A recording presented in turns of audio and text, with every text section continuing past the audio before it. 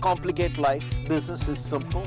Don't make promises that you can't deliver on. Don't bend with the wind in any way it's going just because you need that extra bit of funding.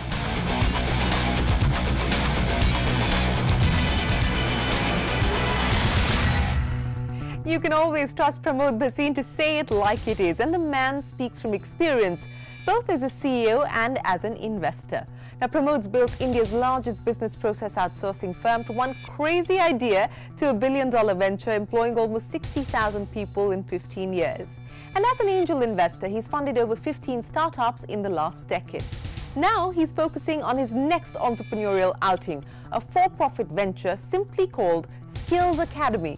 And he's realizing that building a business from scratch in India hasn't gotten any easier. Now that I'm in the thick of it, I am astonished at the amount of paperwork that I need to complete just to get anything done. It's bizarre. I don't know.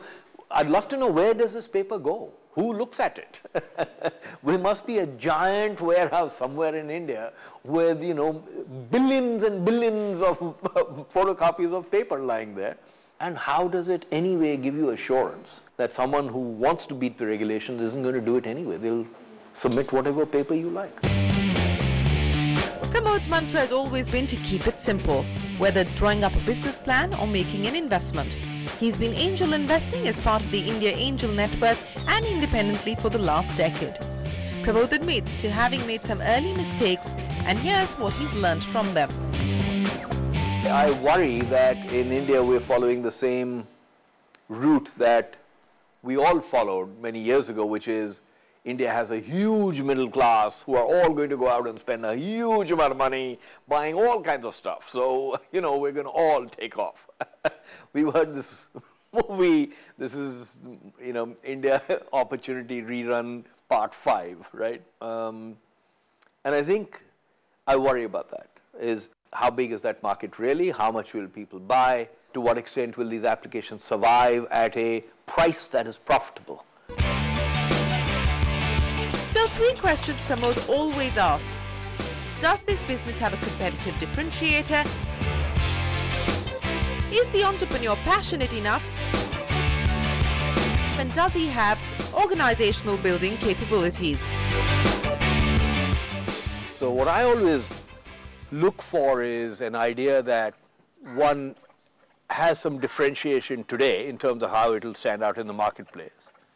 But over time, we have to be clear as to what is it that will drive success and allow that competitive differentiation to be sustained.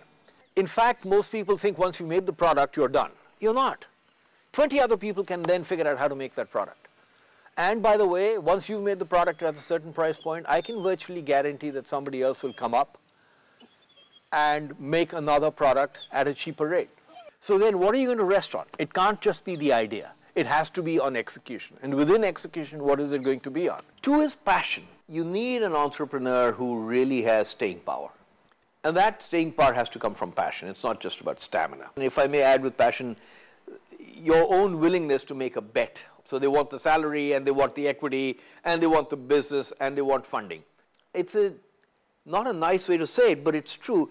I really want to know that you will feel the pain if the business goes down, because that will keep you absolutely on your toes as you go forward. And the last one to me is more important, perhaps it's less so to others, is organizational development capability, as I call it. Can you build an organization? Do you know how to do it? Are you willing to learn how to do it? Do you know how it might work over time in terms of the different levels and phases through which your organization will grow? And it's for his organization building capabilities that former Genpact lawyers turned entrepreneurs Indranil Chaudhary and Siddharth Singh of Lexplosion approached Bhasin. Incorporated in 2007, Kolkata-based Lexplosion is a legal and compliance management company that provides tech-enabled solutions to corporate clients in India and overseas. But even as they look to expand aggressively, Pramod's advice to not chase every deal has been invaluable. He brought in very interesting anecdotes of how very interesting business propositions have failed because you just try to spread yourselves too thin and go to too many countries and set up small offices and start relationships which don't oftentimes work out as well as you initially think when the euphoria is really on the rise.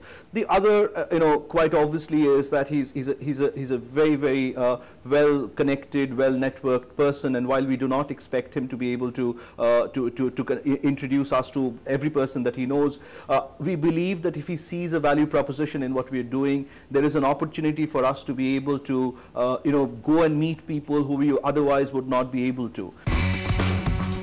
Indranil says Pramod today is less autocratic compared to his Genpact days. Pramod says, as an investor, the journey has been about finding the balance between being hands-on with advice and hands-off about running the business. I'm not that much focused on, frankly, cash flows as much as I am on organizational planning, supply chain, where's your product, what is your service, who are your clients. Very hands-on, I hope, over time as we build the network of people they can approach. Very hands-on on compensation planning, board, how should it work, comp committees, audit committees, reporting formats, etc., etc. We've done this all our lives. I can do this standing on my head, right? This is what we should help with. For them, it's a struggle. I don't want people to come to me who are not, who don't want this. Because this is the best, this is what I offer. And you'll find hundreds of other people who can give you money. Money is cheap, See, it's actually the biggest commodity in the world. And this is something that Amolik Singh of Chai Point realized as well. Having targeted a niche space in the F&B sector with his tea-only lounges, Amolik recognized that he'd need systems and processes to build scale, and scale would bring in the monies. In Amolik's words, he found the godfather of scale in Pramod Bhasin. I vividly remember Pramod telling us that try to experiment different formats and make sure you experiment aggressively, which was very counterintuitive to the stage at which we were at that point of time. And his idea was that at a stage when we are small, we can afford to commit mistakes, and it's better to understand the path to traction by a process of elimination. He's given us a different kind of, piece bites on looking at scale. Very recently, we've been talking about increasing the management bandwidth and how that is very critical for us to achieve scale. We've been experimenting in now 2 cities, and of course, Bangalore, we've fairly established ourselves. But management bandwidth is critical now. We are fairly confident of the format. And this whole discussion about management bandwidth, again, considering that we are a 2.5-year-old outlet, is very refreshing. And while Pramod is always ready for the long ride, he's very particular about planning his exits as well. And this is where he feels there is a mismatch between how entrepreneurs and angels view exits. The greater issues are where you're just muddling along. In other parts of the world, frankly, investors can step in and do a lot of stuff. Get rid of the management, you can ask them to go, you can take over the company, you can take over the board. Here, our legal system actually doesn't allow that to happen as easily. Investors are sitting there and saying, look, I want to get out, but I can't. And the original entrepreneurs are very comfortable in saying, I'm sorry, yeah, I know you need to liquidate, but tough. Here. But always the ops guy and always the entrepreneur, Pramod is now looking at starting up a real operations venture fund with like-minded investors, and they're very consciously not looking at the tech space. We already have a bunch of business ideas. What we want is great people who are willing to take some risk with us and take these ideas to market.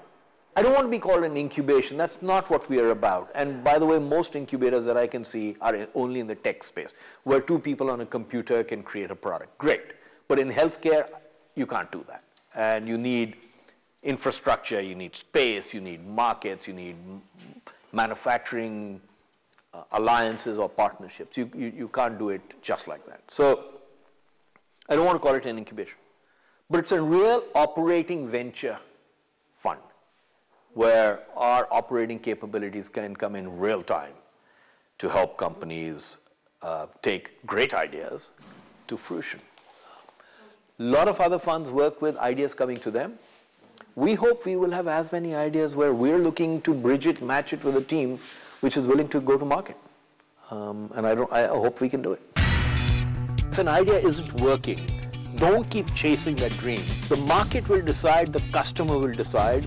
Most companies and most leaders, by the way, fail not because they're not smart enough, but because of their inability to change.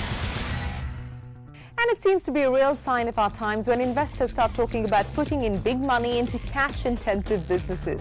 Now, how much of this change is reflective in India's largest angel network? Find out next week from Padmaja Ruparel, Saurabh Srivastava and Raman Roy of the Indian Angel Network.